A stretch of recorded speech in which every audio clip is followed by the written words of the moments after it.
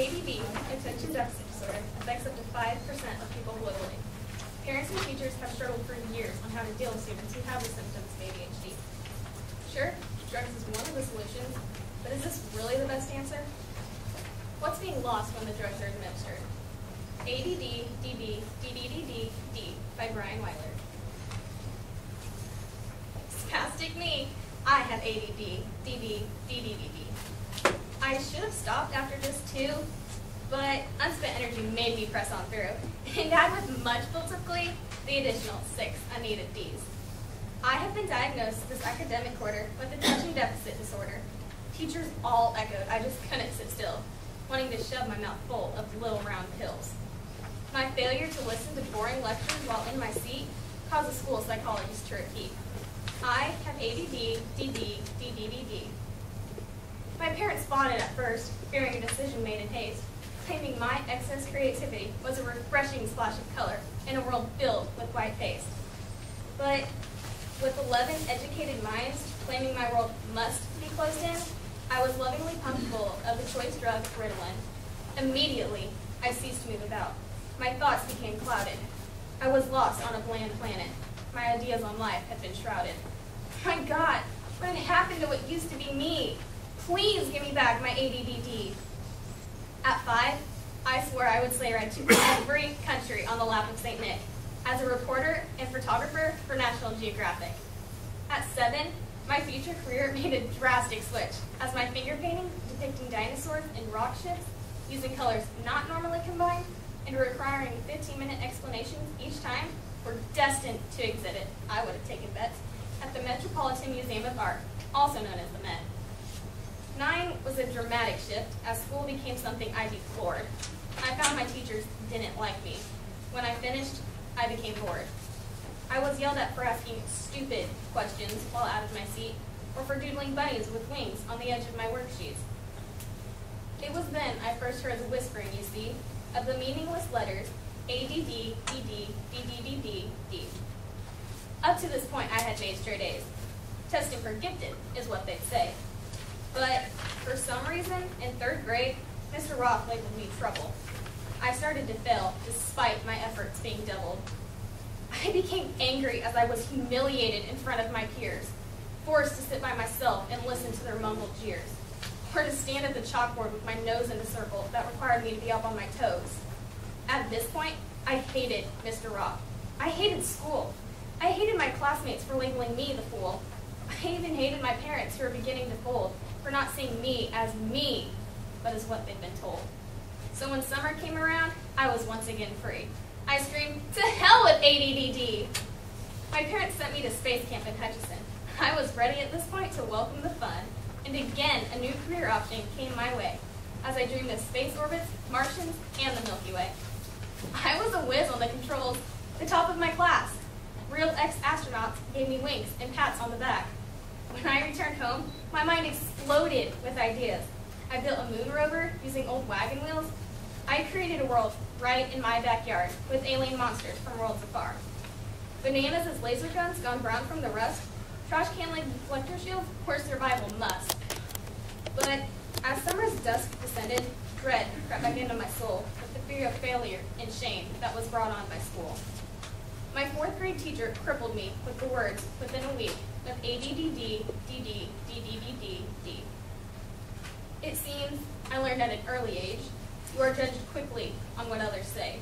The awesome creative kid that was me was never given a chance to let them see that I was inquisitive, smart, and fun, amusing, and spectacularly witty with puns. I had a flair for writing prose and iambic poetry, for drawing picante pictures with the balls of my feet to resemble the faces of our founding fathers on tortilla shells without much bother. I could impersonate teachers, too, perfectly. They found this annoying and dissuaded me. I could even find time to create with my food, all within a 27-minute period, which isn't easy to do. Time management skills are held with high regard. Pyramids of potatoes with green beans on guard. Apparently, all these gifts didn't apply, as I was told to stay inside during recess every single day, punished for not acting the way all my teachers wanted me. I was cast into a mold, pumping out a foreign kidget that every school sold. Why is everyone picking on me? I am a victim of ADD. My God, they had me saying it. A ready excuse documented in books. I once thought I was different in a good sort of way. Now I realize I'm disabled, as others would say. I guess I need help to stop being me, so I can cease dreaming and stay in my seat. It is easier that way, I suppose, from my teachers, my parents, the kids in the hall. I finally surrendered, swallowing more than a pill, you see. I swallowed my future, my life, my personality. I became the person everyone wanted all along. It's easier to teach me when I don't respond. It's easier to teach me. It's easier. Mellow, serene, that's me. Sedated, I'm cured of my ADD.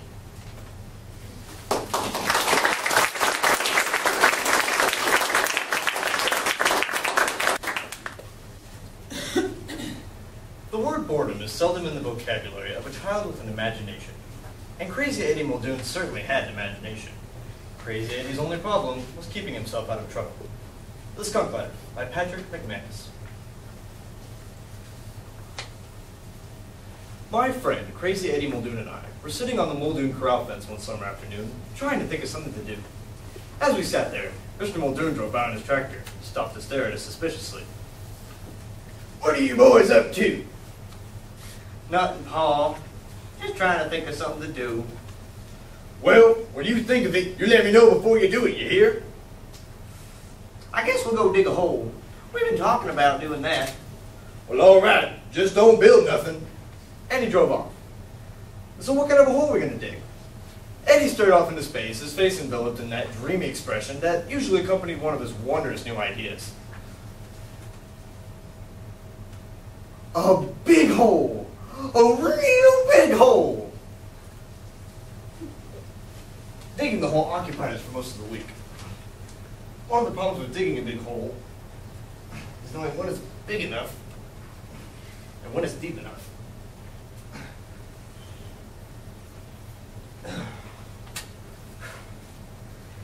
At that point, Eddie judged it to be finished. And because he had insisted on keeping the sides of the hole squared up, we had to pour ourselves out of it using a rope that was tied to a stump pile nearby. The stump pile also served to screen our digging processes from Mr. Muldoon, who was cutting hay on the far side of the barn. As Eddie often pointed out, the feet of an engineer had to be kept from the engineer's parents so that you wouldn't have to be answering dumb questions all the time. We were immensely proud of the hole. I don't think I've ever seen a nicer one. In fact, it was so nice that Eddie had abandoned his view of it being purely an aesthetically pleasing hole and decided to think of it as more practical. You know what we could do with this hole? We could turn it into a wild animal trap like Frank Buck does in Africa. We could cover it with leaves and sticks, and wild animals would come along and fall right inside. And then we could tame them to do tricks. Eddie's face glowed with enthusiasm as his idea took form. Then we could charge people to watch our animals do tricks. We might even get rich. Gosh, I bet we could catch a mountain lion or a deer or an antelope or a buffalo or a bear or one of your father's cows. Eddie's enthusiasm faded. Oh yeah, I'd never thought of that. We both stood there in silence, thinking of Mr. Muldoon staring down the hole at one of his dairy cows. It was an unpleasant thought. Well, we'll fill up the hole tomorrow. Why don't we fill it up tonight? One of the cows might fall in tonight. How about we... No, that's not a good idea. Well, what if we... No. I know! There's a big old door out behind the barn. We'll drag it down here, and we'll put it over the hole. And that's what we did before knocking off work for the night. Secure the knowledge that the door would keep us from the uncomfortable experience of watching one of Mr. Muldoon's fits of hysteria. Early the next morning, Eddie and I went down to the hole to begin the tedious task of digging it. But as we approached the door, a familiar scent reached our nostrils. Ugh! Smells like a skunk. Maybe there's a skunk in the hole. Impossible! We put a door over the hole. Nevertheless, there was a skunk in the hole. Apparently it had stuck its nose in there for a look around and it plummeted the 8 feet or so to the bottom. Well, what are we going to do now? We can't fill up the hole with the skunk inside. We got to fill it up or something. But we can't fill it up because there's a skunk inside. Well, maybe one of us should jump inside the hole, grab the skunk before it sprays us, and then throw it out. I don't know. How are we going to do that? Oh, I know. How about I yell real loud so that you can jump in the hole, grab it before it sprays you? I don't like that idea. Think of something else. All right. How about we... No, that's not a good idea. What if we... No. I know. We'll go up to my daddy's shop and we'll build a ladder. We'll bring the ladder down here. We'll put it in the hole, and then the skunk will climb out of the ladder. Surely the skunk will figure out how to climb up the ladder. We were in the shop, building the ladder, when Mr. Muldoon walked in on us. What are you boys doing? I thought I told you not to build nothing. What's that? It's just a skunk ladder, Pa. Well, all right. Don't you build nothing else. We walked up to the hole, stuck the ladder down inside, and we waited.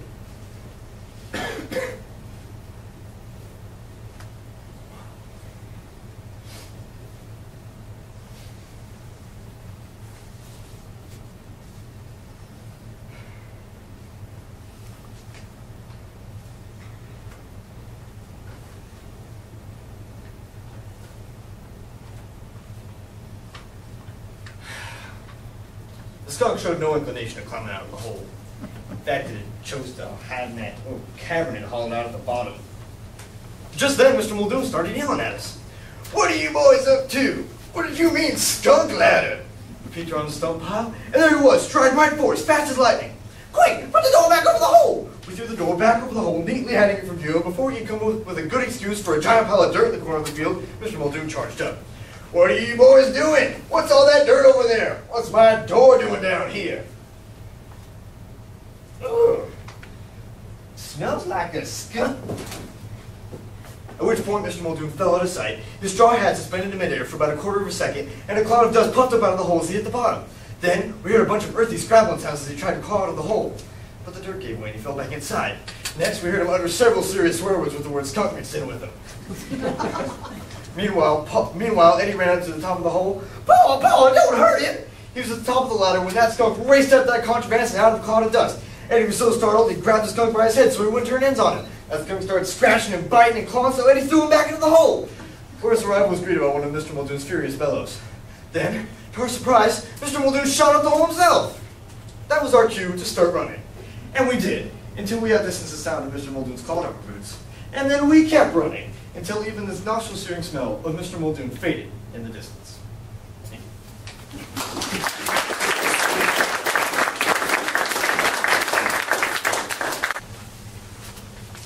I guess you think you know this story. You don't. The real one's much more gory. The phony one, the one that you know, was cooked up years and years ago and made to sound all soft and sappy just to keep the children happy. Cinderella by Roald Dahl.